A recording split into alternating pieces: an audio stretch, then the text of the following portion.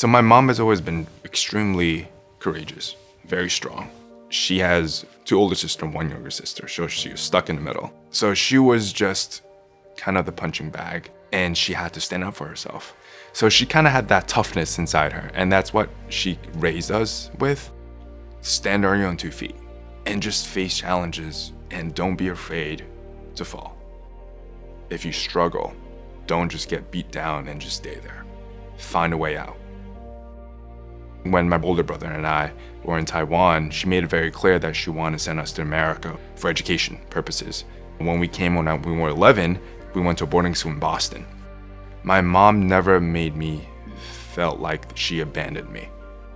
I just kind of blended in via sports, got to make a lot of friends in America, and then became more adaptable to how they talk, just how they interact with other people. So that was really cool.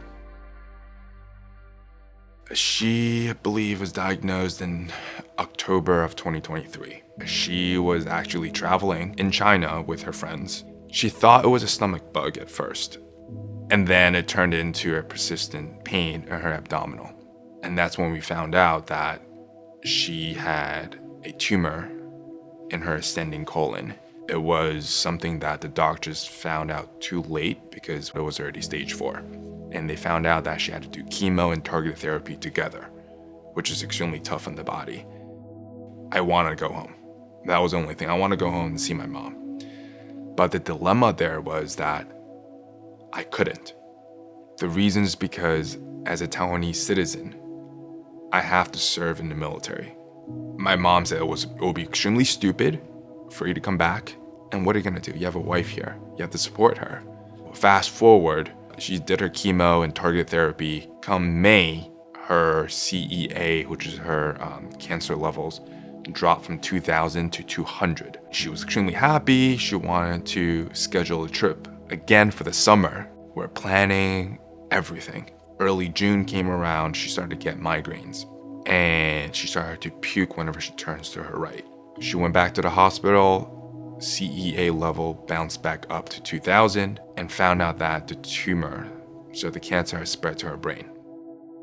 My dad got a call from the City Hall of Taipei where they go and they ask all families whose sons weren't home, where are they? They need to serve in the military.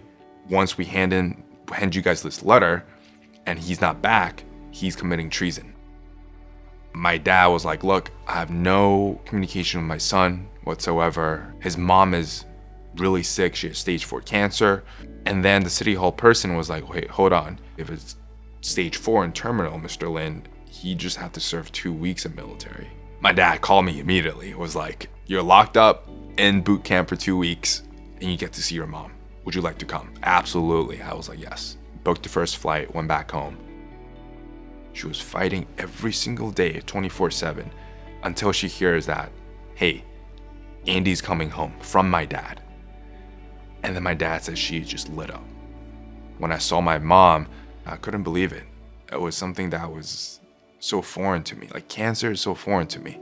I would just never imagine that would be my mom. You know, my mom was extremely smart, capable of doing everything.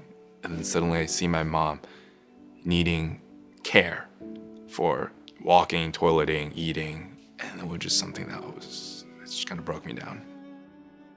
I got to spend time with my mom, talking to her for 2 days, and then after 2 days, she went into coma.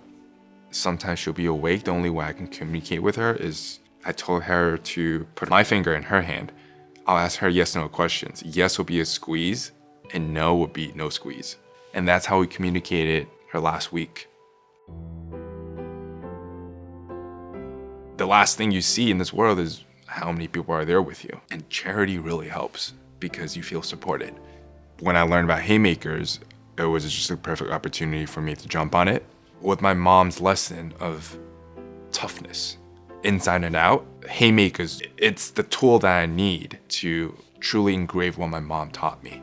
I told her I got into Haymakers. I said, I'm doing this for you, and I'm doing this for families that are affected like me. The first question she said to me was, do you like what you're doing? I said, I absolutely love it. She's like, then just don't get hurt and enjoy it. And she just wants me to be happy. Whenever I hear her in my head, it says, just enjoy it. Just puts a smile on my face even though I have a bloody nose.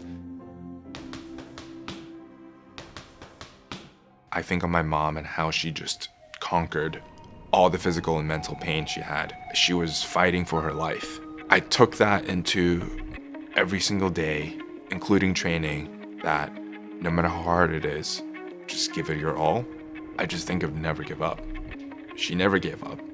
She fought until the last day she was alive. Why should I give up? I'm just gonna keep moving forward with those challenges and knowing that I've done haymakers. I've got punched in the face voluntarily. Nothing's really gonna stop me.